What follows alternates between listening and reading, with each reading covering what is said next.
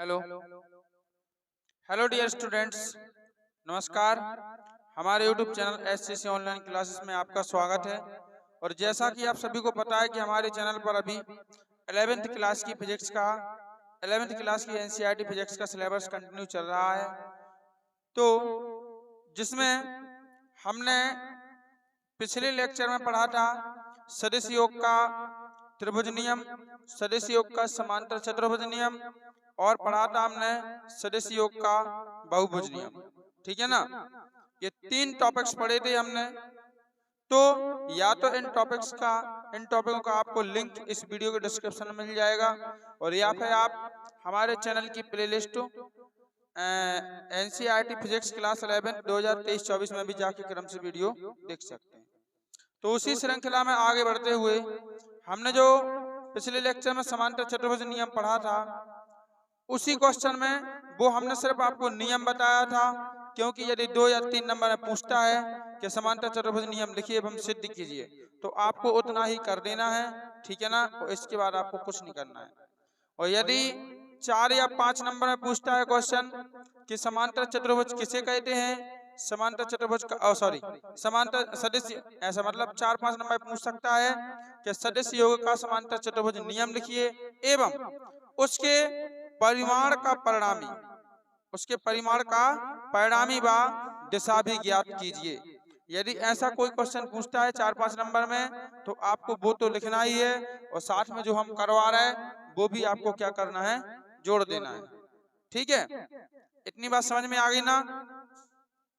अगर क्वेश्चन पूछता है कि समांतर सदिश योग का समांतर चतुर्भुज नियम लिखिए एवं उसके परिमाण का उसके परिणामी का परिमाण व दिशा भी ज्ञात कीजिए, तो फिर आपको वो भी लिखना है नियम, और प्लस साथ में आपको ये भी लिखना है जो परिमाण और दिशा हम बता रहे हैं। ठीक है, वो भी आपको लिखना है। क्लियर है? तो चलिए हम क्या निकालेंगे, ये आपके सामने चित्र है, तो हम इसके परिमाण का परिणामी और दिशा बताएंगे इस लेक्चर के माध्यम से। क्योंकि यदि वहां पे हम बताते तो टॉपिक ज्यादा मतलब वीडियो भी ज्यादा लंबा हो जाता, क्योंकि उस वीडियो में हमने 3 चीजें कवर की थी। कितनी चीजें कवर की थी? 3। एक सदिश योग का त्रिभुज नियम, एक सदिश योग का समांतर चतुर्भुज नियम, और एक पढ़ाया था समांतर सदिशों का बहुभुज नियम। ये 3 चीजें पढ़ाई थी, तो हमने सोचा कि चलिए इसके परिमाण का परिणामी का परिमाण और दिशा हम अगले लेक्चर में आपको प्रोवाइड करा देंगे। ठीक है, तो चलिए हम चलते हैं। आप देखिए ये चित्र है, शायद आपने देखा होगा इसका कुछ हिस्सा, इस चित्र का कुछ क्या 80% हिस्सा किसका है? समांतर चतुर्भुज नियम का है। किसका है? समांतर चतुर्भुज नियम का है। देखिए हमने ऐसा ही बनाया था। समांतर चतुर्भुज नियम में क्या बोला था हमने? OPQR, ये हमने एक समांतर चतुर्भुज लिया था जिसमें OP भुजा को हमने वेक्टर A नाम दिया था। OP भुजा किसको दर्शाता है? वेक्टर A को दर्शाता है। और PQ भुजा किसको दर्शाती है? वेक्टर B को दर्शाती है। QR भुजा किसको दर्शाती है? वेक्टर A को। अब ये आया कहां से, पहले इतना सुनो। मतलब हमने ये बोला था कि OP दर्शाता है वेक्टर A को, PQ दर्शाता है वेक्टर B को। अब चूंकि समांतर चतुर्भुज है तो आमने सामने की भुजाएं कैसी रहेंगी? इनकी समान या समांतर रहेंगी। तो जब OP का मान A है तो QR का मान भी तो A वेक्टर होगा। जब वो PQ का मान B वेक्टर है तो OR का मान भी तो B वेक्टर होगा, क्योंकि भुजाएं कैसी हैं? समांतर हैं। क्या इतनी बात समझ में आ गई आपको?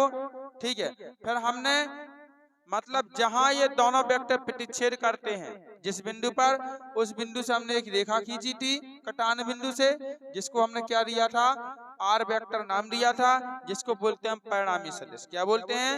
दोनों भुजाओं का परिणामी सदिश बोलते हैं। ठीक है ना, तो ये हमारा R वेक्टर रिजल्ट है, परिणामी सदिश है। ठीक है, और इसको हम त्रिभुज का चतुर्भुज का विकर्ण भी बोलते हैं।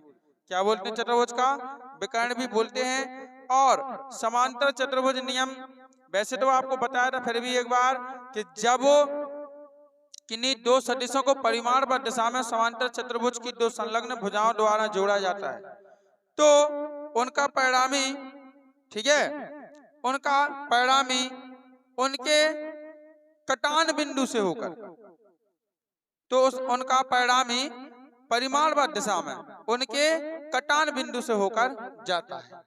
ठीक है ना, ये बताया था समांतर चतुर्भुज नियम में। तो पिछले लेक्चर में बता रहे हो, वहां से आप पूरा सिद्ध हमने कैसे किया है उसको देख लीजिएगा।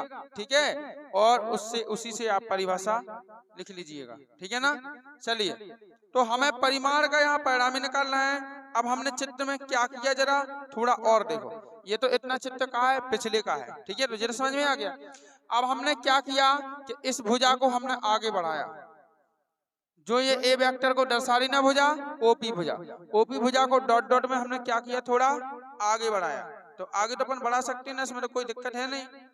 आगे बढ़ाया और ऊपर से क्या किया हमने, क्यू भुजा से एक लंब डाल दिया। क्यू भुजा से क्या किया, लंब डाल दिया।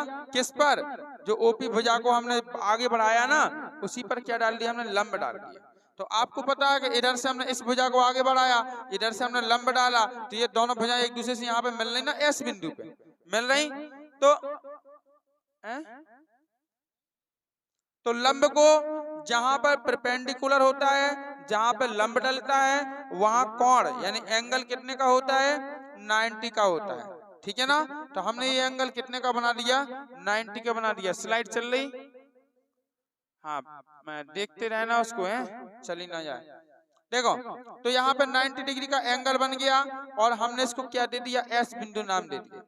अब आपको एक चीज ध्यान रखना है कि कभी कभी क्या होता है, किसी किसी बुक में जो हमने ए वेक्टर बी वेक्टर जो लिखा है उसको कैपिटल ए दिया है उन्होंने, बुक्स में क्या दिया, कैपिटल ए। लेकिन बेटा इससे आपको कोई टेंशन लेने वाली बात नहीं, आप कैपिटल ए वेक्टर भी लिख सकते हो, कैपिटल बी वेक्टर और स्मॉल ए और स्मॉल बी भी लिख सकते हो। सदिश का मतलब होता है कि सदिश का मतलब ये है कि चाहे आप अंग्रेजी का कैपिटल अक्षर लिखो और चाहे अंग्रेजी का स्मॉल अक्षर लिखो, अगर उस पे आप वेक्टर का चिन्ह लगा रहे तो वो सदिश है, और वेक्टर का चिन्ह नहीं लगाओगे तो क्या है, आदेश है।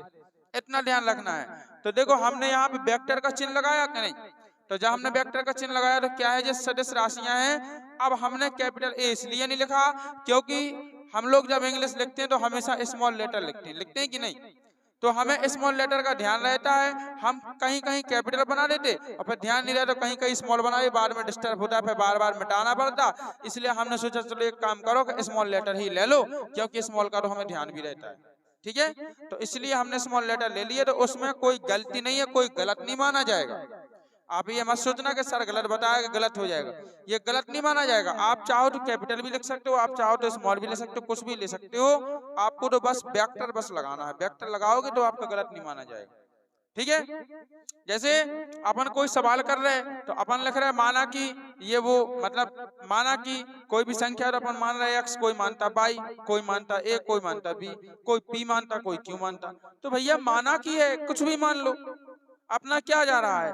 ठीक है ना, ABCD के ए से लेके जेड तक के 26 अक्षर पड़े, 26 में से कोई भी मान लो जो आपको मानना हो, क्योंकि अज्ञात राशि है, आपको उसका मान ज्ञात करना है।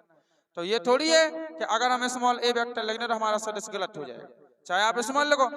आपने देखा होगा, और किसी किसी बुक में स्मॉल ए ही लिखा रहता है, किसी किसी बुक में कैपिटल ए भी लिखा है और किसी किसी बुक में स्मॉल ए भी लिखा है। लेकिन हमने अपनी सुविधा के अनुसार स्मॉल ए और स्मॉल बी लिखा है ताकि हम बार बार डिस्टर्ब ना हो। ठीक है, तो ये बिल्कुल जिसके मन में ये डाउट हो वो अपना डाउट त्याग दें। ठीक है, ये मन में डाउट ना करें कि उसमें कैपिटल ए लिखा है और सर ने स्मॉल ए लिखा है, उससे कोई दिक्कत नहीं। हाँ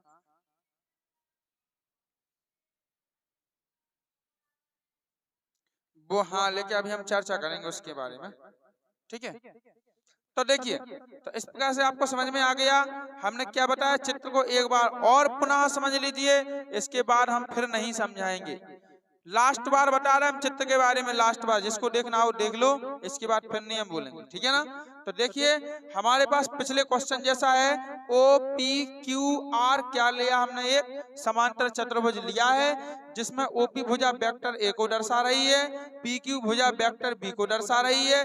अब चूंकि समांतर चतुर्भुज लिया है तो समांतर चतुर्भुज की आमने सामने की भुजाएं समान होती हैं, इसलिए जितना OP का मान है उतना ही किसका हो जाएगा, QR का मान हो जाएगा। जितना आपका PQ का मान है उतना ही क्या हो जाएगा, OR का मान हो जाएगा। क्लियर है? अच्छा एक बार फिर से देखिए, यहाँ पे देखिए इस वेक्टर को देखो, इसकी तीर की दिशा कहाँ है? यहाँ पर, मतलब ये वेक्टर ऐसा आ रहा है, तो तीर की दिशा हमारे साइड है, ठीक है ना। अब ऊपर मतलब फिर दूसरा वेक्टर यहाँ से जुड़ा तो कैसा जा रहा है? इस प्रकार। जैसे मान लो कि एक वेक्टर आपका ऐसा आया, आया कि नहीं?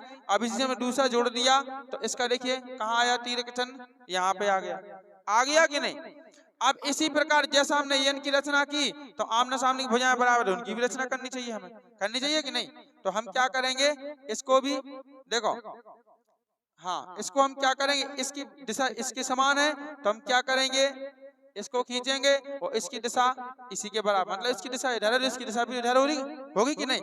और इसकी दिशा ऊपर की तरफ है तो इसको भी हम क्या करेंगे, इसकी दिशा ऊपर की तरफ कर देंगे। देखो ऐसे कर देंगे कि नहीं? अब तो ये समान वेक्टर हो गए।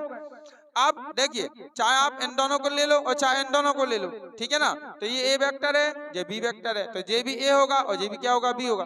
तो इनके कटान बिंदु से एक विकर्ण जाएगा, कटान बिंदु से क्या जाएगा? एक विकर्ण जाएगा। इसको हमें ऐसा खींचना चाहिए, ठीक है? कैसा?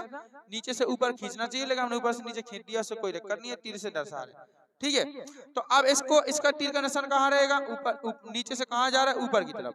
तो ऐसा आ गया, आ गया कि नहीं? अब देखिए तो ये हमारा क्या कहलाएगा? ये परिणामी कहलाएगा। अगर हम त्रिभुज नियम से देखें तो क्या कहलाएगा? परिणामी। क्यों? क्योंकि देखना जरा, इसका, इसकी मुंडी यहाँ है, इसकी मुंडी यहाँ है। अब इसकी मुंडी नीचे आना चाहिए, लेकिन इसकी मुंडी नीचे ना आके कहाँ गई? ऊपर की तरफ। तो यहाँ इस त्रिभुज में देखो दो मुंडियां टकरा रही, इसलिए हम इसको क्या मान, नहीं उसको मत गिनो ना। अभी हम त्रिभुज ले रहे, त्रिभुज नियम से लगाते हैं ना, तो त्रिभुज ले रहे, त्रिभुज, इस त्रिभुज में जो दो मुंडियां टकरा रही कि नहीं? अगर इस त्रिभुज में देखो तो दो मुंडियां टकरा रही, एक इसकी और एक इसकी, इस वाले ऊपर वाले त्रिभुज में। तो आप चाहे जे त्रिभुज ले लो चाहे जे त्रिभुज, से कोई दिक्कत नहीं है, हैं? तो इस त्रिभुज में दो मुंडियां टकरा रही हैं, तो जहां दो मुंडियां टकरा जाएं और दो पूंछ टकरा जाएं, वहां पर समझ लो क्या है? परिणामी सदिश। तो ये हमारा परिणामी सदिश कहलाएगा। तो ये क्या है हमारा यहाँ पे? परिणामी सदिश रिजल्ट है, मतलब रिजल्ट है आर वेक्टर। क्लियर? इतनी बात समझ में आ गई। अब फिर हमने क्या किया कि जो ओपी भुजा है उसको हमने थोड़ा सा आगे बढ़ाया, थोड़ा सा क्या बढ़ाया? हाँ, ओपी भुजा को थोड़ा सा आगे बढ़ाया डॉट डॉट में, और आगे बढ़ा के ऊपर से हमने एक लंब गिरा दिया। ऊपर से क्या गिरा दिया? लंब गिरा दिया। तो यहाँ 90 डिग्री का एंगल बना, देखो 90 का साइन बना है, लिखना जरूरी नहीं है, साइन से पहचान जाओ, है ना। तो 90 डिग्री का एंगल भी बना है, और जिसका नाम क्या दिया हमने? बिंदु एस दिया। ओके, अब चलिएगा, इतना होने के बाद फिर हमने क्या किया? आगे देखो, थोड़ा सा और बचा है। अच्छा, अब इसके बाद देखिएगा, जैसे आपका जे क्या है? ए वेक्टर है, जे क्या है? ए वेक्टर है, और ये भी क्या है? B vector. चित्र में देखते जाओ वहां। अब जे ए वेक्टर है, ये बी वेक्टर है, तो हमने क्या किया कि ए और बी का एक कोण ले लिया। ए बी का क्या ले लिया? कोण ले लिया। जैसे मान लो कि जो आपका ए वेक्टर है और जे आपका बी वेक्टर है, तो बताइए यहाँ पे एक कोण बनेगा कि नहीं बनेगा? ठीक है ना। तो यहाँ पे हमने क्या किया? ए से बी के बीच का एक कोण ले लिया, और जिस कोण को क्या बोलेंगे हमने? थीटा बोलेंगे। तो देखो यहाँ पे ये पूरा कोण है, पूरा कोण कितना है? थीटा है, ठीक है ना। इसको हमने क्या किया था? यहाँ पे आगे बढ़ाया था। हम चित्र के माध्यम से आपको दूसरा समझा, दूसरा चित्र बना के समझा रहे हैं आप। ये हमने यहाँ पे लंब गिराया था। क्लियर? अब देखिएगा ये थीटा हो गया, है ना। अब बताओ हमें कि जब ये वाला कोण थीटा है तो भैया ये वाला कोण भी तो थीटा होगा, होगा कि नहीं? जब ये वाला कोण थीटा है पूरा, तो ये वाला कोण थीटा होगा। क्यों? क्योंकि संगत कोण है। कौन से कोण है? संगत कोण से, ठीक है ना। जैसे ये वाला कोण तो ए और बी का बीच का कोण है, दो सदस्यों के बीच का कोण, तो ये तो ठीक है। लेकिन ये वाला क्या है? इसका संगत कोण है, इसलिए ये क्या हो जाएगा? आपका थीटा हो जाएगा। अब इसके बाद देखो, अब इसमें हमने एक कोण और लिया, ये क्या होता है? अल्फा। ये क्या होता है? अल्फा। तो ये कोण होता है दिशा ज्ञात करने के लिए। ये कोण काय के लिए माना जाता है? दिशा ज्ञात करने के लिए ये कोण होता है। तो इसलिए दिशा, अभी तो हमें परिमाण ज्ञात करना है, तो हम थीटा का यूज करेंगे, और जब हम दिशाएं ज्ञात करेंगे तब हम अल्फा का यूज करेंगे, ठीक है। तो दिशा ज्ञात करने के अल्फा का, तो एक हमने इस कोण को क्या मान लिया? अल्फा मान लिया। बताइए क्या इसमें कोई प्रॉब्लम है आपको? तो आप बताइए इतना चित्र समझ में आ गया कि नहीं? बस इसमें मात्र चित्र का खेल है और बाकी कुछ नहीं है। चित्र समझ गए तो सब कुछ समझ जाओगे, बस आपको चित्र बनाना आना चाहिए। क्लियर है? तो चलिए अब निकालते हैं इसका परिमाण, कि हम परिमाण कैसे निकालेंगे। किसका? परिणामी का परिमाण। किसका निकालेंगे? परिणामी का परिमाण। अच्छा, एक चीज और देखिए चित्र में, आपको डाउट हो रहा होगा कि सर आपने पहले ए वेक्टर लिख दिया फिर बराबर ए लिख दिया, आपने बी वेक्टर लिख दिया बराबर बी लिख दिया, फिर यहाँ ए वेक्टर बराबर ए और यहाँ बी वेक्टर बराबर बी, ऐसा क्यों लिखा है? तो हम क्या निकाले बेटा? परिणामी का परिमाण। क्या निकाले? परिणामी का परिमाण। और हमने आपको एक चीज बताई थी, क्या बताया था पिछले वीडियो में, आपको ध्यान हो तो, जब हम विस्थापन सदिश और स्थिति सदिश पढ़ रहे थे, तो हमने एक चीज बताई थी आपको कि जैसे मान लो कोई ए वेक्टर है, क्या है? कोई ए वेक्टर है, स्मॉल ए ले लो चाहे कैपिटल ए ले लो, अगर इसका परिमाण लिखना है आपको, क्या लिखना है? परिमाण। तो या तो आप ए पे वेक्टर लगा रहे हैं तो दोनों साइड क्या कर दो? मोड़ लगा दो। अगर ए पे वेक्टर लगा दो दोनों साइड का लगा दो, मोड़ लगा दो। और या नहीं तो आप इसको ऐसा लिख सकते हो, अगर मोड़ नहीं लगाना है तो इस पे वेक्टर भी नहीं लगाना पड़ेगा, केवल ए लिखना पड़ेगा, तब भी वो परिमाण माना जाएगा। अब आपको याद हो या ना हो, हमने आपको ये चीज बताई थी।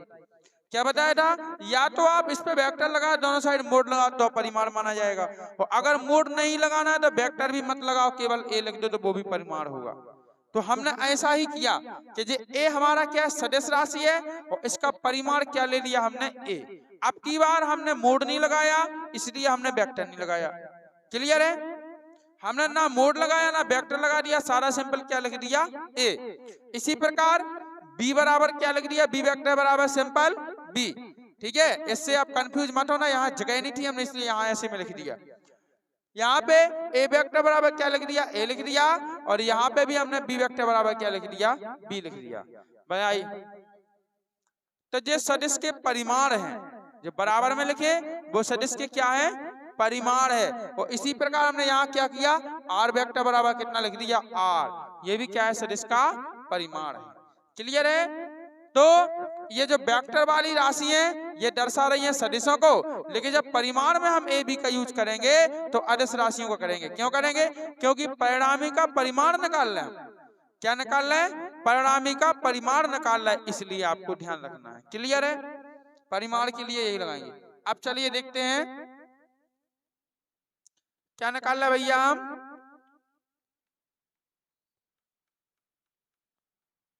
परिणामी सदिश क्या निकाल रहा है? परिणामी सदिश आर वेक्टर का परिमाण। परिणामी सदिश आर वेक्टर का परिमाण। ठीक है, हम परिमाण निकाल रहे। ठीक है, अब परिमाण में तो भाषा वगैरह, भाषा थोड़ी सी आपको लिखना पड़ेगा, तो जो हमने आपको चित्र में बताया वही आपको भाषा में लिखना है।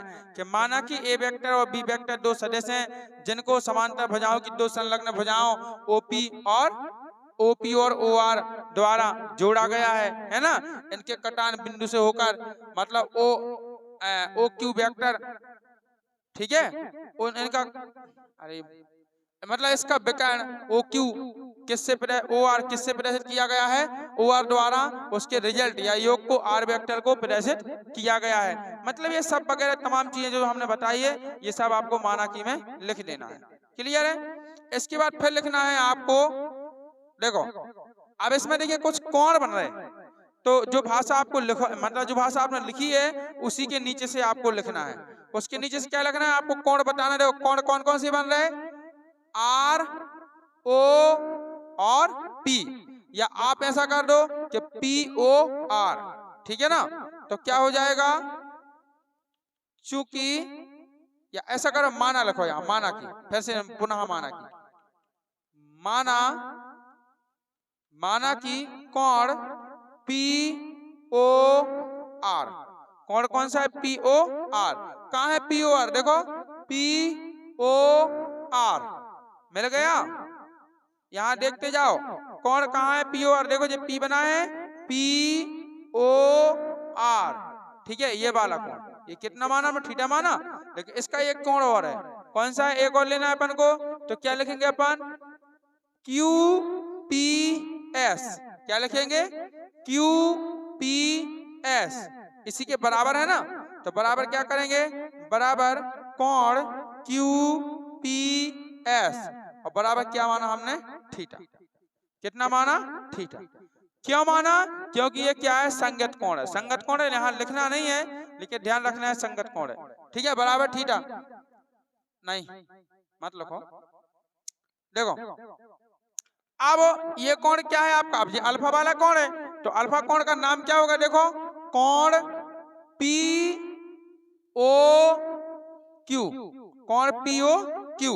तो कोण पी ओ क्यू बराबर कितना मान लिया बेटा हमने? अल्फा। क्या मान लिया? अल्फा। कोण पी ओ क्यू बराबर क्या मान लिया? अल्फा। क्लियर है? तो ये दो कोण भी आपको माना कि में लिख देना है कि इतने कोण क्या है? इतने हैं। ठीक है, तब लगाएंगे हम तब। अब देखो आपको इसमें एक बड़ा वाला त्रिभुज लेना है, समकोण त्रिभुज। क्या लेना है? बड़ा वाला। बड़ा वाला समकोण त्रिभुज कौन कौन सा? देखो क्यू एस पी सबसे बड़ा बन रहा है, तो सबसे बड़ा, हाँ सॉरी क्यू एस ओ, ठीक है, क्यू एस ओ या ओ एस क्यू जो भी आपको लिखना हो, ठीक है ना। तो सबसे बड़ा वाला त्रिभुज लेना है। तो सबसे बड़े वाले त्रिभुज हम क्या करेंगे? त्रिभुज तब त्रिभुज हाँ समकोण ले लो, सॉरी, तब समकोण त्रिभुज क्यू एस ओ में, समकोण त्रिभुज क्यू एस ओ में। और क्या लगाएंगे? पाइथागोरस प्रमेय। क्या लगाएंगे? पाइथागोरस प्रमेय। पाइथागोरस प्रमेय क्या होती है? कर्ण स्क्वायर बराबर लंब स्क्वायर प्लस आधार। तो सबसे बड़ी भुजा कर्ण कहलाती है। तो ये कर्ण है कि नहीं? ये कर्ण है, इसका नाम है ओ क्यू। ओ क्यू कर्ण है। और लंब कौन सी? लंब कहाँ डाला? ये लंब डाला, तो ये लंब है। और ये यहाँ से यहाँ तक पूरी क्या है? आधार है। समझ में आ गई? तो क्या करें? कर्ण स्क्वायर बराबर लंब स्क्वायर प्लस आधार, आधार स्क्वायर। तो कर्ण क्या है आपकी? ओ क्यू, ओ क्यू का स्क्वायर प्लस, अच्छा लंब क्या है? क्यू एस, अरे कर्ण कर्ण है बा, तो क्या हो जाएगा यहाँ पे? क्यू एस है ना, क्यू एस का स्क्वायर और प्लस ओ एस का स्क्वायर, ओ एस का स्क्वायर। क्लियर है? क्या इतनी बात सबको समझ में आई? ठीक है, अब हम आगे क्या करेंगे? देखो जरा इसको ओ एस को देखो आप। ओ एस भुजा कहाँ है? ओ से लेके एस तक, ओ से लेके एस तक क्या है? ओ एस है। ठीक है, तो क्या आप ओ एस को ऐसा नहीं लिख सकते हो?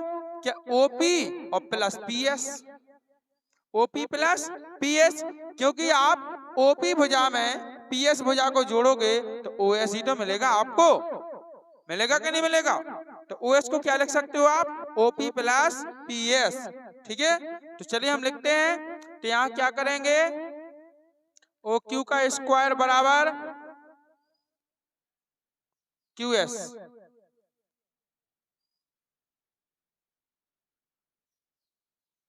क्यू एस का स्क्वायर जो का लिखेंगे प्लस, ये कितना आएगा आपका? ओपी और प्लस पी एस का होल स्क्वायर, इतना ही आएगा। अब इसका होल स्क्वायर खोल दो। ठीक है, तो फिर क्या आएगा हमारे पास? ओ क्यू का स्क्वायर बराबर ओ एस का स्क्वायर प्लस, अच्छा ए प्लस बी का होल स्क्वायर बराबर क्या होता है? A square plus B square plus 2ab। ठीक है, तो इस हिसाब से इसको खोलो तो क्या आएगा यहाँ पे? ओपी का स्क्वायर प्लस पी एस का square plus 2op into P S, OP into P S.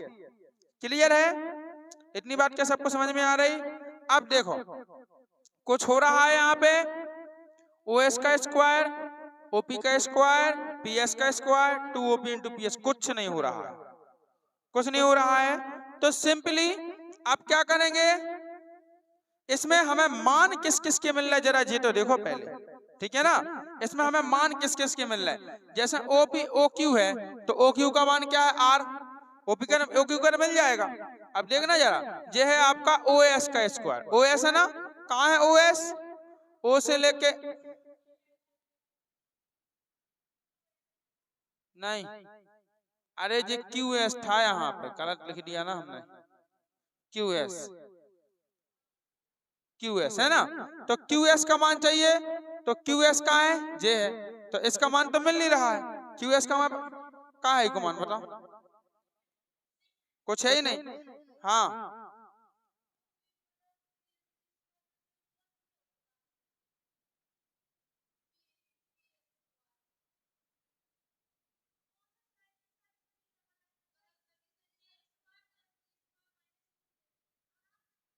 Minus कितना लगू?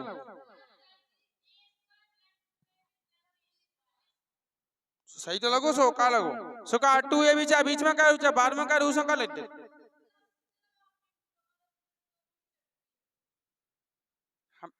तुम्हारा दिमाग अब कंफ्यूज में है, पहले अपना दिमाग सही करो। देखो क्यू एस का मान है नहीं आपके पास, अच्छा ओपी, ओपी कहाँ है? ओ से लेके पी तक, इसका मान कितना है? ए है, ठीक है। फिर पी एस का मान चाहिए तो पी एस कहाँ है? जे है, इसका मान भी नहीं है, और ओपी का है और पी एस का नहीं है। 2ab का मतलब क्या होता है? 2a इंटू बी में प्लस कहां से आ जाए? 2ab में है, हाँ इधर 2ab लगा है ना, तो कितने आ जाए? प्लस कहां से आ जाए? इंटू डिवाइड है, कहां से आएगा प्लस? नहीं आई समझ में? तो मैं नहीं आना है, तुम साहब समीकरण लिखो पहले तब आए। समीकरण कितना होगा? इसको एक दे दो, समीकरण एक दे दो, ठीक है ना। अब जिन जिन के मान नहीं मिल रहे उनके पहले हम मान निकालेंगे। क्या निकालेंगे? उनके मान। तो अब क्या करेंगे हम? एक समकोण त्रिभुज लेंगे छोटा वाला। समकोण त्रिभुज छोटा वाला कौन सा है? क्यू एस पी या पी क्यू एस जो भी बोल रहा है। तो समकोण त्रिभुज क्यू एस पी में देखो,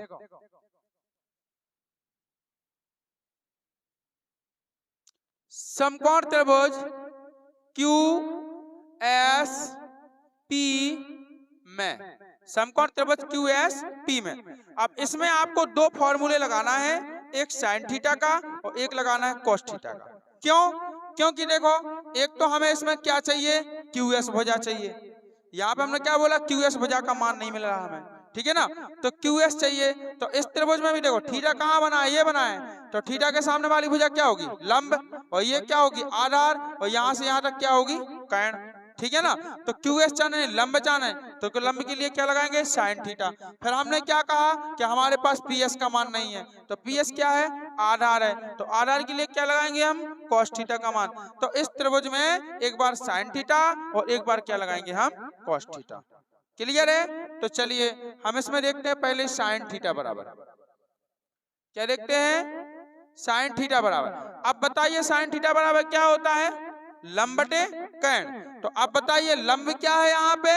ओ एस, सॉरी क्यू एस, और कर्ण, कर्ण क्या है? पी क्यू, पी क्यू लिखने आप, पी क्यू, ठीक है ना। तो क्या है लंब हमारे पास? क्यू एस, और बटे कर्ण क्या है? P Q. आओ पी से लेके क्यू तक, पी क्यू है ना कर्ण, ठीक है। इतना हो गया। अब इनके पी क्यू, ठीक है।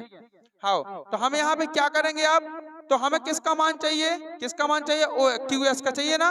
तो क्यू एस को इतना ही छोड़ो, और पी क्यू का क्या होगा? यहाँ पक्षांतर, तो पी क्यू का साइन थीटा में गुणा होगा, है ना। तो क्या मिलेगा हमारे पास? क्यू एस बराबर, क्यू एस बराबर निकल के आएगा पी क्यू साइन थीटा। क्या निकल के आएगा? P Q sine theta. अब क्यू एस का मान मिल गया, मिल गया कि नहीं? अब क्या करेंगे हम? एक बार लगाएं कॉस थीटा,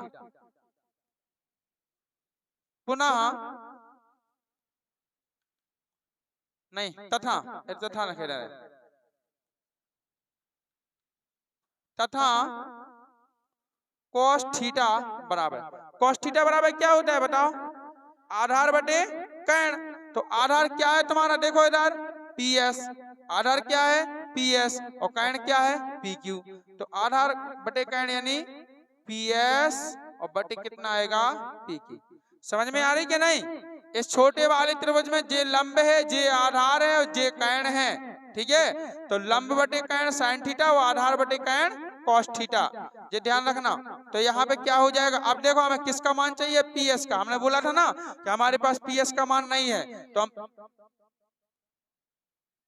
अरे समीकरण एक में देखो ना तुम किस किस का मान मिल रहा है, किस किस का नहीं मिल रहा है। समीकरण एक को देखो, चित्र को देखो, पता चलेगा। समीकरण एक को, चित्र को देखो, एक बार फिर से देख लो इधर। देखो जो क्या लिखो? ओ क्यू लिखो। कहाँ है ओ क्यू? ओ से लेके क्यू तक ये वाली भुजा ई को मान की रेख है आर है। अब ये क्या लिखा है क्यू एस लिखा। अब क्यू एस कहाँ है क्यू से लेके एस तक, क्या इसका मान था पहले नहीं था लेकिन अब मिल गया है, मिल गया है।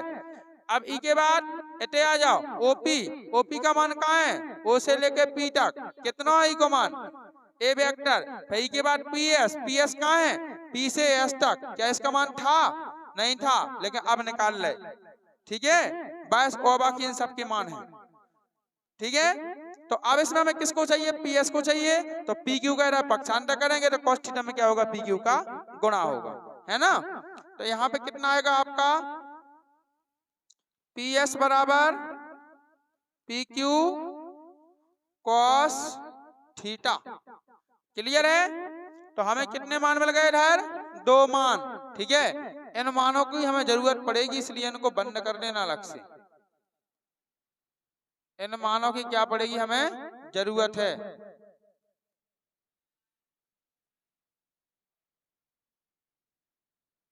क्लियर है। चलो अब इन दोनों मानों को कहां रख दो समीकरण 1 में, तो हम क्या लिखेंगे समीकरण 1 से, समीकरण 1 को से बोलो समीकरण 1 ओ क्यू स्क्वायर बराबर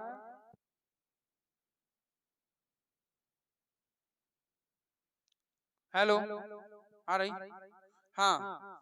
तो चलिए अब देखो यहाँ पे हमें समीकरण 1 में मान रखना है, तो समीकरण 1 में पहले क्या है हमारा ओ क्यू का स्क्वायर, तो ओ क्यू का स्क्वायर हम ज्यों का त्यों लिखेंगे, ठीक है ना।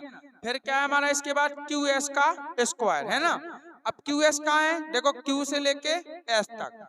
अब क्यू एस का स्क्वायर हमने क्या बोला था क्यू एस का हमारे पास मान नहीं है, तो क्यू एस का स्क्वायर देखो जी निकाला है हमने, ये है ऊपर वाले कॉलम में क्यू एस बराबर क्या निकाला हमने बोलो पी क्यू साइन थीटा, क्या निकाला पी क्यू साइन थीटा। तो यहाँ लिखेंगे हम पी क्यू साइन थीटा और पूरे के ऊपर क्या लगा देंगे ब्रैकेट में होल स्क्वायर, क्यों क्योंकि उस पे स्क्वायर है इसलिए, ठीक है ना।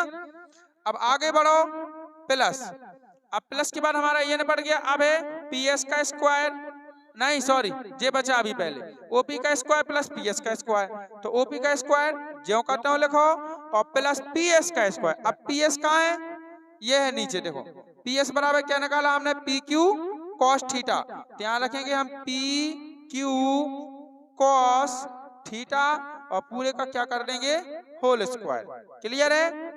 इतनी बात समझ में आई सबकी। अब आगे देखो अब फिर क्या है अपना हाजिर हो गया, अब है 2QP into P S 2 plus OP 2OP into P S है। अब पी एस कहाँ है ये है पी एस, हाँ पी एस का मान क्या है पी क्यू कॉस थीटा, तो क्या हो जाएगा यहाँ पे P Q cos theta, clear. मतलब कछु नहीं करो हमने जिते जिते जिन जिन के मान हमें चाहने थे जिनके मान हमने निकाले उसी के मान हमने रख दिए, ठीक है ना, उसी के मान रख दिए और हमने आगे कुछ नहीं किया। अब देखो अब आगे करेंगे हम क्या करेंगे ओ क्यू का स्क्वायर ज्यों का त्यों लिखेंगे, ठीक है ना बराबर।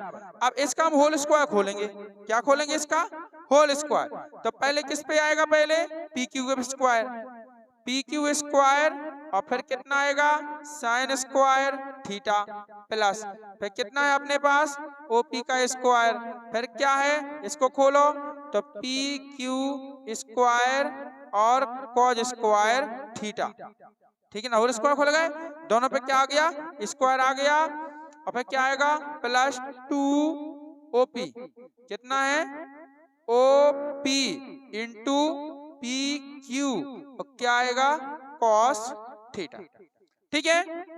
अब देखो आगे इतना हमारा हल हो गया है, अभी कुछ नहीं किया हमने, केवल इसका देखो इस स्टेप में किया क्या है ये वाला ब्रैकेट है इस ब्रैकेट का होल स्क्वायर खोला, मतलब होल स्क्वायर है तो स्क्वायर पहले किस पे आएगा पी क्यू पे आएगा और फिर किस पे आएगा साइन पे आएगा, तो लिख दिया हमने पी क्यू स्क्वायर और इंटू साइन स्क्वायर थीटा। और दूसरे में यहाँ पे एक ब्रैकेट है तो इसमें पहले पी क्यू पे आएगा स्क्वायर और फिर कॉज स्क्वायर पे आएगा, है ना, तो P Q square plus cos square theta. अब कोई दो चीजें देखने हमें, देखो इधर देखो ये क्या है P Q square sine square theta, एक तो ये चीज हो गई है ना, और एक क्या है आपका P Q square cos square theta, एक ये हो गई। तो इसमें से और इसमें से पी क्यू स्क्वायर कॉमन निकल रहा है। क्या निकल रहा है? Common P Q square. देखो इसमें भी पी क्यू स्क्वायर है, ठीक है ना, और इसमें भी पी क्यू स्क्वायर है। तो इसमें से और इसमें से क्या निकल रहा है? पी क्यू स्क्वायर कॉमन निकल रहा है। तो आपको क्या करना है? पी क्यू स्क्वायर कॉमन ले लेना है, ठीक है ना। चलो अपना पी क्यू है कहाँ पे? पी क्यू, हाँ। तो इसके पहले देखो, इसके पहले हम क्या करेंगे? जो बीच का है ना ओपी स्क्वायर, इस ओपी स्क्वायर को हम पहले लिख लेंगे। क्या लिख लेंगे? ओपी स्क्वायर को पहले। थोड़ा अरेंजमेंट करने में क्या जाता है अपना, बताओ? अरेंजमेंट कर लो, क्या चला जाएगा? इसको समीकरण एक हम थोड़ा यहाँ लिख रहे हैं, जगह कम है हमारे पास। इसको लिख रहे हैं हम समीकरण एक, ठीक है, हमारे पास जगह कम थी इसलिए। चलो अब देखो जरा, तो क्या करेंगे हम? यहाँ पे करेंगे पी क्यू स्क्वायर बराबर ओ क्यू स्क्वायर बराबर ओ क्यू स्क्वायर बराबर। अब देखो हमने क्या बोला, पहले किसको लिखना है? ओपी स्क्वायर को। तो ओपी स्क्वायर को पहले लिखो, ओपी स्क्वायर प्लस, अब इसमें से और इसमें से पी क्यू स्क्वायर का ले लो कॉमन। तो यहाँ पे हमने क्या किया? पी क्यू स्क्वायर कॉमन ले लिया, तो अंदर अब इसमें से पी क्यू स्क्वायर चला गया, तो क्या बचा? Sine square theta. क्या बचा? यार लिखने में तो साइन स्क्वायर थीटा प्लस, इसमें से आपका पी क्यू स्क्वायर बाहर चला गया, तो क्या बचा? Cause square theta. तो यह आएगा कॉज स्क्वायर थीटा। क्लियर है? अब फिर ये 12 लिख दो, तो प्लस 2 ओपी और इंटू पी क्यू। हाँ प्लस में आए, ई से आए, कि देखो ये है तो साइन स्क्वायर थीटा बच जाए, और जो कायम है प्लस में है तो प्लस ही का नहीं आएगा, इंटू कैसे आएगा? ठीक है, आई समझ में? अब देखो, अब ये कोष्टक में देखो, sine square theta plus cos square theta बराबर का होता? एक होता ना, तो इसकी वैल्यू एक हो जाएगी। तो एक का गुणा पी क्यू स्क्वायर में करोगे तो क्या आएगा? केवल पी क्यू स्क्वायर, ठीक है ना। तो यहाँ पे क्या आएगा? ओ क्यू का स्क्वायर बराबर ओ पी का स्क्वायर और प्लस पी क्यू का स्क्वायर। क्यों? क्योंकि इसका मान एक हो जाना, हम यहाँ पे एक लिख नहीं रहे, एक का गुणा पी क्यू में करोगे पी क्यू ज्यों का त्यों आएगा, ठीक है, इसलिए एक नहीं लिख रहे हैं हम। और प्लस कितना हो जाएगा? 2 ओपी इंटू पी क्यू। क्या आएगा? इंटू पी क्यू, और क्या है अपने पास? Cos theta. तो क्या आएगा? Cos theta. क्लियर? अब इनके मान लिख दो। अब क्या लिख दो? इनके मान। तो बता पहले क्या है? ओ क्यू है, तो बता ओ क्यू की वैल्यू कितनी है? Small R. परिमाण निकाल ले, इसलिए वेक्टर नहीं लगाएंगे, ठीक है ना।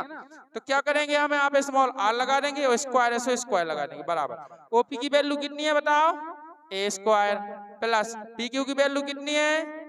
बी स्क्वायर है, और फिर कितना आएगा? प्लस 2 ओपी का मान, ए पी क्यू का मान, बी, और कितना आएगा? Cos theta. कितना आएगा? Cos theta. अब बताओ, यहां से वर्ग हटाएंगे तो यहाँ वर्गमूल आएगा कि नहीं आएगा? आएगा। तो यहाँ पे क्या होगा हमारा? कटे तो नहीं कहो इतना, a square plus B square plus 2ab cos theta. Clear? और इस पे क्या आ जाएगा? आपका रूट का चिन्ह आ जाएगा। और यही क्या है? यही परिमाण का यही परिणामी का परिमाण है, ठीक है ना। मतलब कहने का मतलब कि जब दो भुजाएं दो सदिश जोड़ी थी ना अपन ने, दो सदिश का परिणामी क्या था? R vector. तो आर वेक्टर का क्या है? ये परिमाण है। इस क्वेश्चन पर बहुत न्यूमेरिकल आते हैं, बहुत सारे, ठीक है, इसलिए काफी इंपोर्टेंट है। सूत्र को याद रखें और ये निकालना भी याद रखें, ठीक है। इस पे न्यूमेरिकल आते हैं, तो इसको आपको क्या करना है? एक डब्बे में बंद कर लेना है। कैसे करें?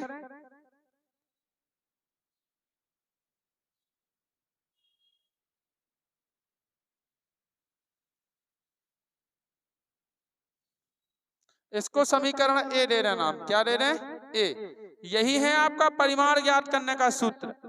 जब भी किसी परिणामी का परिमाण ज्ञात करना हो तो इस सूत्र का यूज होगा। बताइए क्या ये बात समझ में आई सबको? कोई दिक्कत तो नहीं है इसमें? अब अभी एक चीज और रहेगी, दिशा। क्या रह गई है?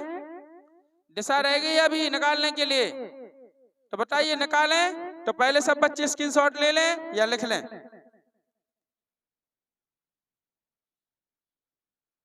अब हम यहां से मिटा रहे इस साइड का है, उस साइड का लिखा रहने दो, इस साइड का मिटा रहे।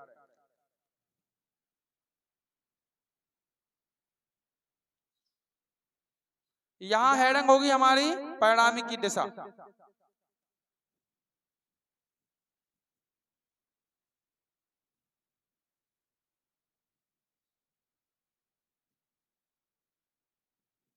देखो सीढ़ी सी बनी। परिणामी सदिश आर वेक्टर की दिशा, हेडिंग क्या होगी हमारी? परिणामी, अरे हेडिंग से पहले हमने कुछ बनाया नहीं। बोर्ड पे लिखते समय पता अधिकतर गलती होती, लिखना कुछ है और लिख जाता कुछ, क्या पता ध्यान कहाँ भटक जाता। परिणामी सदिशों आर वेक्टर की क्या करना है बेटा? दिशा। दिशा ज्ञात करना है। दिशा ज्ञात करने का सूत्र हम कैसे निकालेंगे जी देखो, तो आपको क्या लिखना है?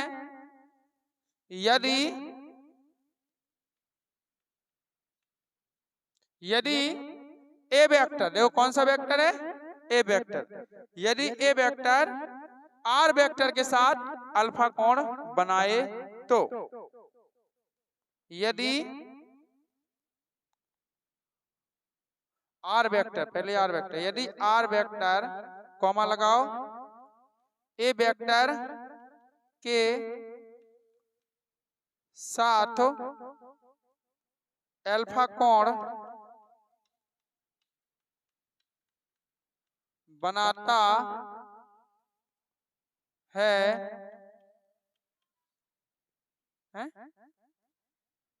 बनाता सही तो है,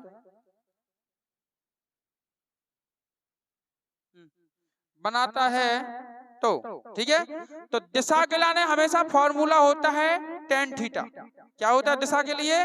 tan। ध्यान रखना है जब भी किसी सदिश की आपको दिशा ज्ञात करना तो आप फॉर्मूला लगाओगे tan थीटा का, ठीक है। tan माने होता ही है दिशा, ठीक है। तो क्या लगा हमने?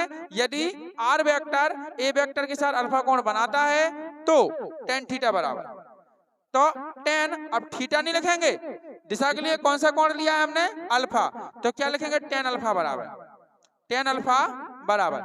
अब tan अल्फा किसके लिए लेना है पता है आपको?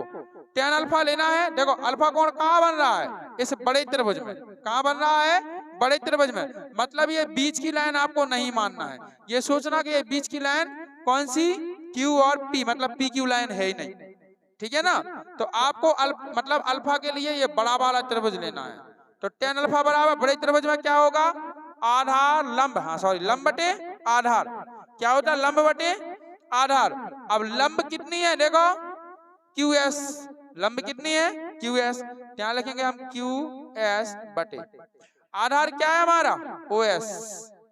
आधार क्या है? OS। क्लियर है? तो क्या करेंगे हम? tan अल्फा बराबर QS, तो जो कहते हैं लिखेंगे QS बटे आधार। OS को क्या लिख सकते हैं आप? OP plus PS। OP और प्लस क्या आएगा? PS। इनके मान तो धरो जरा, किस किस के मान देखो हमने यहाँ निकाले दो त्रिभुज में अलग से, ब्रैकेट में बंद कर दे, ठीक है ना। तो क्या करेंगे हम? tan अल्फा, अरे ये अल्फा सही नहीं बन रहा, tan अल्फा बराबर QS। QS की वैल्यू कितनी है? QS बराबर PQ sin थीटा। तो ऊपर क्या लिखेंगे हम? PQ sin theta upon OP, जो कहता हूं लिखो, प्लस PS। PS की वैल्यू कितनी है? PQ cos theta. तो क्या आएगा? PQ cos theta. क्या इतनी बात सबको समझ में आती है? ठीक है। अब बस कुछ नहीं करना है, इनके मान बस रखना है, हम यहाँ रख दें। ध्यान रखना, यहाँ रख रहे हैं हमें इस वाले में, यहाँ पे पहले आपको ये लिख लेना है, फिर आपको ये लिखना है। तो क्या करेंगे हम, tan अल्फा बराबर, अब देखो जरा इधर कितना है आपका पी क्यू साइन थीटा, क्या है पी क्यू साइन थीटा। अब पी क्यू की वैल्यू देखो कितनी है बी, तो ऊपर क्या आएगा बी साइन थीटा, क्या आएगा बी साइन थीटा अपॉन बटे ये क्या लिखा है आपका, हाँ OP plus P Q, OP plus P Q. तो ओपी क्या है आपका ए है और पी क्यू क्या है बी है, तो ये आएगा हमारा ए प्लस बी साइन थीटा, क्या आएगा कॉस थीटा, हाँ ए प्लस बी कॉस थीटा। बात समझ में आई। तो यही क्या है बेटा, यही आपकी परिणामी की दिशा है, यही परिणामी की क्या है दिशा है। क्लियर है। इसको दे दीजिए आप समीकरण नंबर बी, समीकरण ए हो गया और समीकरण कितना हो गया बी। अब देखेंगे हम कुछ स्पेशल केसेस, कुछ विशेष परिस्थितियां हैं उनको देखेंगे अपन, ठीक है। तो उसमें अपन शायद हाँ एक दो तीन स्पेशल केसेस लेंगे, तीन विशेष परिस्थितियां लेंगे, ठीक है। तो अब हम कहां से मिटा रहे हैं, यहां से। ये तो लिख गया था ना सबका, लिख गया था, नहीं लिखो,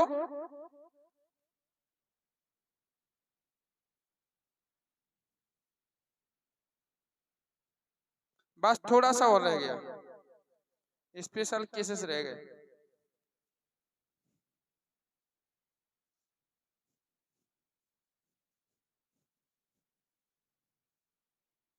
तो अब हेडिंग डाल लीजिएगा आप विशेष परिस्थितियां, क्या डाल लो विशेष परिस्थितियां,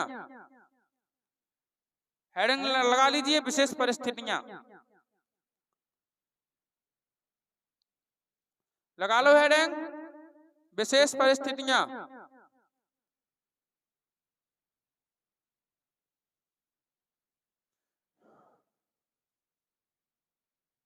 ठीक, इसको मिटा दें, ये लिख लिया आपने ये वाला फॉर्मूला, पहले आपको ये लिखना था यहाँ तक, फिर आपको ये लिखना था, लिख लिया क्रम से। इसको मिटा रहे हैं हम। अब हम पूछे तो आप बता देना tan अल्फा बराबर क्या होता है बी साइन थीटा अपॉन ए प्लस बी कॉस थीटा है। चलो हमारे लिए जगह हो जाए। विशेष परिस्थितियां कंडीशन नंबर फर्स्ट, बोल दो 5 minute. Condition number first, condition first में क्या कह रहे हैं हम कि यदि थीटा बराबर कितना हो 0 हो, तो यदि थीटा बराबर क्या हो 0 हो तो, अब थीटा का मतलब जानते हैं आप, थीटा बराबर 0 मतलब ये कोण है ना, ये कोण, ये कोण है, ये कोण कितना हो जाए, ये थीटा का एंगल बना है देखो, ये वाला एंगल, ये 0 हो जाएगा। अब ये 0 कब होगा, ये 0 जब होगा जब ये वाली लाइन है ना बी वेक्टर वाली, ये वाली लाइन यहां से सीधी कहां आ जाए, यहां पे आ जाए। नहीं आ रही समझ में, ये थीटा 0 तब होगा देखो जब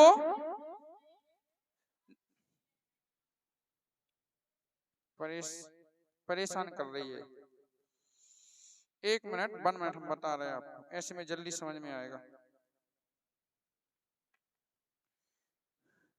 थीटा का मान 0 कब होगा, जब देखो ये रेखा है ये डोरी दिख रही है आपको, ऐसी है। अब एक वो वाली नीचे वाली लाइन है, तो ये ऐसी घूम के कहां चली जाए, ऐसी इसी के ऊपर आ जाए, इसी के ऊपर, हाँ इसी के ऊपर आ जाए। अच्छा जब ये लाइन यहाँ है तो जब मतलब ये लाइन और ये लाइन क्या बनाई, थीटा कोण बना रही। अब जब ये डोरी यहाँ है, अब ये लाइन ऐसी घूम के कहाँ आ जाए, इते आ जाए, तो कोण खत्म, फिर क्या कोण बन रहा। जब लाइन यहाँ से यहाँ आ जाए, इस पे आ जाए तो लाइन, तो क्या कोण बनेगा, फिर नहीं बनेगा। तो हम क्या कहेंगे कि दोनों सदिश कैसे हैं, एक ही दिशा में। क्यों, इसका भी तीर यहाँ है इसका तीर उस साइड है और इसका तीर ऊपर है, और जब ये घूम के ऐसी ऐसी आएगी तो ये तीर कहाँ आएगा, इस साइड में। तो दोनों की साइड एक ही हो जाएगा, नहीं, दोनों की तीनों की साइड क्या हो जाएगी, दोनों की दिशा एक हो जाएगी। तो हम क्या कहेंगे, इसका मतलब ये होता है कि जब दोनों सदिश एक ही दिशा में हो। क्लियर। तो जब दोनों सदिश एक ही दिशा में हो तो उनका परिमाण मतलब उनका परिमाण क्या निकलेगा, ठीक है ना, उनके परिणामी का परिमाण क्या निकलेगा। तो हम क्या करेंगे, समीकरण ए से, क्या करेंगे, समीकरण ए से थीटा हो तो समीकरण ए से, समीकरण ए क्या होगा हमारा, स्मॉल आर बराबर है ना, स्मॉल आर बराबर कितना है बेटा, a square plus B square plus 2ab और कॉस, और थीटा के स्थान पे क्या रखना है, 0 डिग्री, थीटा के स्थान पे क्या रखना है, 0 डिग्री, और पूरे पे क्या लगा, रूट का चिन्ह, ठीक है। अब देखो तो आर बराबर क्या निकलेगा, आर बराबर निकलेगा a square plus B square plus, अच्छा कॉस 0 का मान कितना होता, बोलो, कॉस 0 का मान कितना होता, कि देखो नहीं है पता, अरे कॉस 0 का मान पूछ रहे हैं हम, कॉस 0 का मान 1 नहीं होता, साइन 90 का क्या होता, साइन 90 का 1 होता, तो कॉस 0 का 1 नहीं होगा। तो यहाँ पे cos 0 का मान 1 आएगा, और 1 का गुणा 2ab में करेंगे तो कितना आएगा, 2ab, कितना आएगा, 2ab, है ना। हमने यहाँ 1 इसलिए नहीं लिखा कि cos 0 का मान 1 होता है, और जब 1 का गुणा यहाँ हम 2ab में करेंगे तो कितना आएगा, 2ab ही तो आएगा, आएगा कि नहीं। इस पे क्या लगा दिया हमने, रूट, साइड में लिखे दे रहे कि चूंकि cos 0 डिग्री बराबर क्या होता है, 1, ऐसा लिख लेना साइड में, ठीक है। अब देखो तो r बराबर, अब a square plus B square plus 2ab बराबर क्या होता है, a प्लस बी का होल स्क्वायर, तो यहाँ पे कितना आएगा, a प्लस बी का होल स्क्वायर, इतना ही आएगा। अब देखो वर्ग और वर्गमूल कैंसल, वर्ग वर्गमूल कैंसल, तो r बराबर कितना बचेगा, a प्लस बी, यही बचेगा। तो ये वैल्यू क्या होगी बेटा, अधिकतम, क्या होगी ये वैल्यू, अधिकतम, यानी उसका परिमाण क्या आएगा, अधिकतम होगा। जब दोनों सदिश एक ही दिशा में हो तब उनका परिमाण कैसा होगा, अधिकतम। तो यहाँ पे आप लिख सकते हो रिजल्ट में, ठीक है, इतना लग गया तो रिजल्ट लिखो फटाफट। रुको रुको अभी 1 मिनट, थोड़ी और रुक जाओ।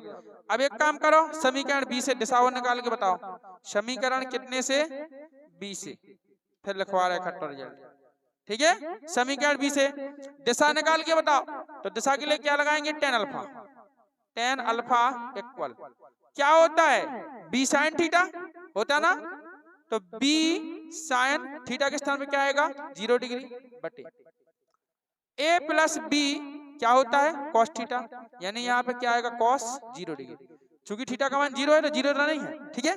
अब देखो आप पहले ये बताओगे साइन 0 का मान क्या होता, 0, साइन 0 का मान 0, 0 को गुणा b में भाग सका 0, और 0 में कौन भी संख्या को भाग दे तो सो भी का आ जाए 0, तो यानी tan अल्फा बराबर कितना आएगा, 0। कौन है, कौन है, अरे 1 मिनट सुनो, साइन 0 का मान 0, 0 का b में गुणा हुआ तो 0, अब ऊपर 0 आगे से नीचे को भाग दो सब 0 बन जाए, बन जाए कि नहीं, तो सीधा 0 हो जाएगा। अब tan का अगर पक्षांतर भी करो आप तो अल्फा इक्वल टू कितना मिलेगा आपको, 0, यानी दिशा भी क्या होगी, वही होगी, दिशा भी वही होगी, परिणामी की दिशा, ठीक है। तो इस प्रकार से इसका रिजल्ट आप लिख सकते हो, ठीक है। तो इसका रिजल्ट आप बुक्स में से देख के लिख लेना, बुक्स में भी दिया गया है, ठीक है, कि जब दोनों सदिश एक ही दिशा में हो तो उनका परिमाण, उनका परिणामी का परिमाण अधिकतम होता है, तथा उनकी दिशा क्या होती है, उसी की दिशा, मतलब उसी दिशा में उसकी, मतलब दिशा जो है परिमाण की दिशा में उसकी दिशा होती है, क्लियर, परिणामी की दिशा में ही उसकी दिशा होती है, क्लियर। तो जी आप उसमें से लिख सकते हो, अभी हमें लिखवाने का मतलब थोड़ा टाइम नहीं है, आप लिख लेना, समय ज्यादा हो गया। कंडीशन नंबर आओ सेकंड पे, कंडीशन नंबर क्या आ जाओ, सेकंड। सेकंड में क्या करो आप कि यदि थीटा बराबर कितना ले लो, 90। थीटा बराबर कितना ले लो बेटा, 90 डिग्री लेना है। अब 90 डिग्री का मतलब क्या है कि देखो जो इनके बीच बनने वाला कोण है वो कितना हो जाए, 90। यानी जो तिरछी है वो कैसी हो जाए, बिल्कुल सीधी। तिरछी है वो कैसी हो जाए, सीधी हो जाए। तब उसके परिणामी पे क्या प्रभाव पड़ेगा। परिणामी का परिमाण कैसे निकालेंगे, तो समीकरण ए से। कैसे देखो समीकरण ए से। अभी एक काम करना, रिजल्ट के लिए आप 2-3 लाइन छोड़ देना, अगला लिख लेना, ठीक है।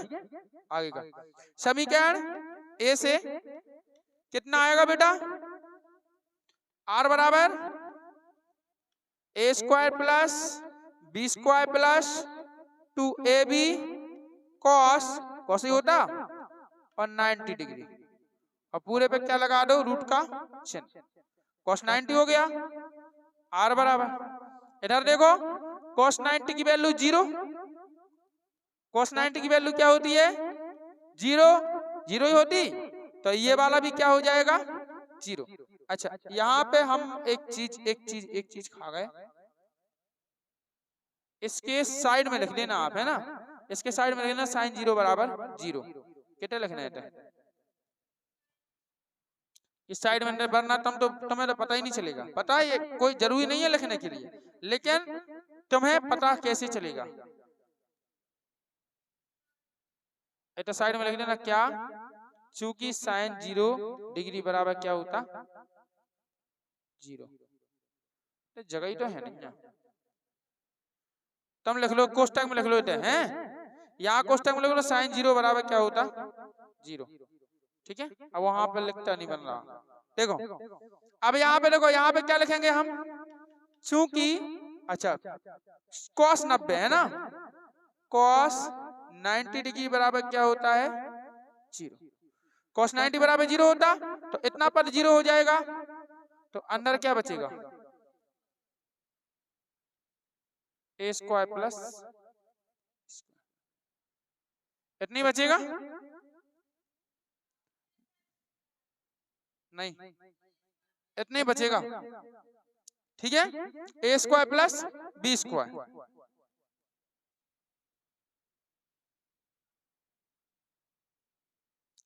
कॉस 90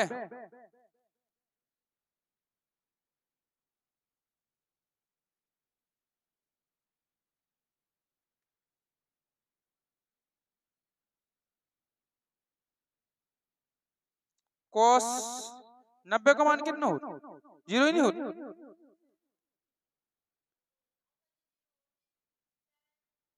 साइन 0 का 0 तो कॉस 90 का 0, तो ये पूरा 0 हो गया, तो अंडर रूट ए स्क्वायर प्लस बी स्क्वायर, इतना ही तो आएगा, ठीक है। बुक्स नहीं खोले तुम लोग, क्यों, 1 घंटे से देखो कंडीशन बी, इतना ही आ रहा।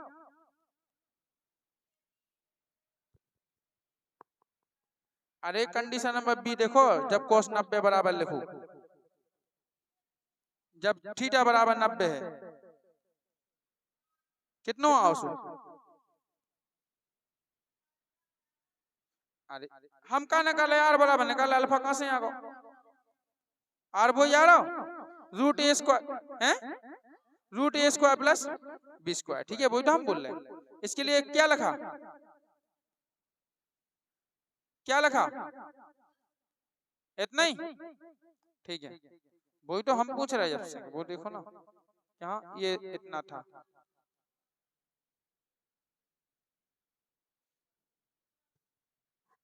ठीक है, अब आ जाओ समीकरण बी से। अब समीकरण इसी में समीकरण बी में रखो, जब मान दिशा निकालें इसकी, है ना, तो टेन अल्फा, है ना, टेन अल्फा बराबर क्या आएगा, बी साइन 90 डिग्री अपॉन ए प्लस बी कॉस 90 डिग्री, इतनी आएगा। आप देखो इधर साइन 90 की वैल्यू कितनी होती है, तुम्हें मतलब त्रिकोणमिति कछु नहीं। त्रिकोणमिति सारणी भी नहीं आउट। साइन 90 की वैल्यू कितनी होती है? 1। तो यहाँ पे 1 आएगा तो बी ए कम बी, ऊपर आ जाए बी। इधर देखो a प्लस cos 90 की वैल्यू कितनी होती है? b cos 90। cos 90 की वैल्यू 0, तो इतना मान हो जाएगा 0। तो क्या बचेगा? डायरेक्ट देखो जे बचेगा tan अल्फा बराबर, ऊपर बचेगा b और नीचे बचेगा a। ठीक है, आप इसको ऐसा भी लिख सकते हो कि या अल्फा बराबर क्या आएगा? tan inverse. जब यहाँ से tan पक्षांतर होगा बराबर के साइड आएगा तो -1 की घात लग जाए। ठीक है ना, तो tan इनवर्स और कितना होगा आपका b बटे a। तो ये इसकी दिशा होगी। क्लियर है? अब चलिए लास्ट, इतना समझ में आ गया? तो मतलब अगर दो सदिश परस्पर क्या हो? लंबवत हो, तो उनका परिमाण इतना होता है और दिशा इतनी होती है। क्लियर है? अब आइए कंडीशन नंबर 3 पे। केस नंबर 3 देखो।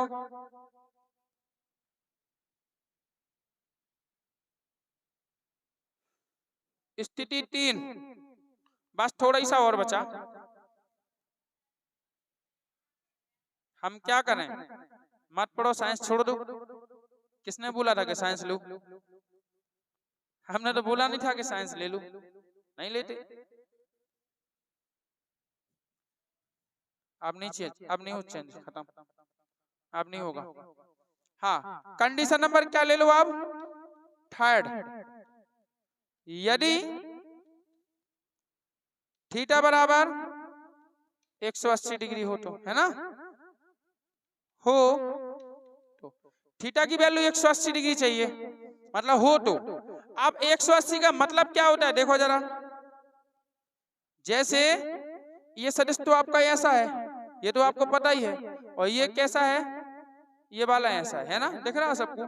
जी ऐसा है। अब ये कैसा हो जाए? ऐसा हो जाए, ऐसा घूम जाए इस साइड, ऐसा घूम जाए, तो देखो उसकी दिशा उस साइड है और इसकी दिशा कहाँ आ गई? इस साइड आ गई। तो दोनों की दिशा अलग अलग हो गई, विपरीत के नहीं? दोनों की दिशाएं क्या होगी? विपरीत हो गई। तो यहाँ पे आपका जो इन दोनों के बीच में एंगल बनेगा वो कितने का बनेगा? 180 डिग्री। क्योंकि आपको पता है कि जब एक सरल रेखा होती है, जैसे ऐसी कोई सरल रेखा है, तो इसके बीच में कोण कितने का बनता है? 180 का बनता है कि नहीं? ये सरल रेखा है कोई, इसके बीच में कोण कितने का बनता? 180 का बनता कि नहीं बनता? तो ऐसे आया। ठीक है, अब यहाँ पे रखो तो समीकरण कैसे कर दो? ए से। तो r बराबर कितना आएगा?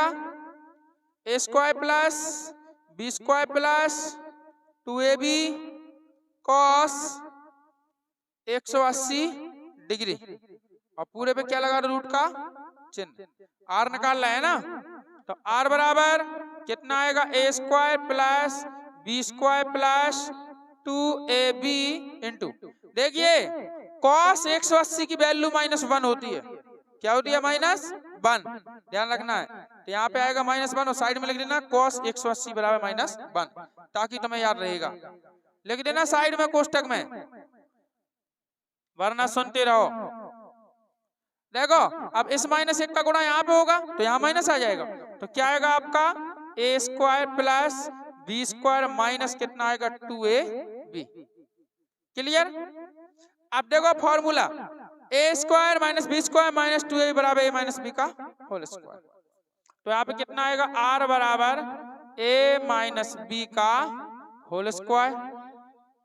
ठीक है, तो r बराबर कितना आएगा? a माइनस b, वर्ग वर्गमूल कैंसिल। तो ये वैल्यू होगी, ये आ गया स्टेप। तो ये होगी बेटा न्यूनतम, न्यूनतम होगी वैल्यू। कैसी होगी? न्यूनतम। हाँ जी, हाँ, ये वैल्यू न्यूनतम होगी। अब इसकी दिशा ज्ञात करनी है। क्या करनी है? दिशा। तो दिशा के लिए चलो इतना पहले स्क्रीनशॉट ले लीजिए आप, इतना, या फिर मिटा लो, या फिर लिख लो। आप लिख गया सबका? हाँ, चलिए हम मिटा दें, थोड़ी करने में दिशा ज्ञात, बस दिशा हो रहेगी इसकी। कंडीशन नंबर 3 की,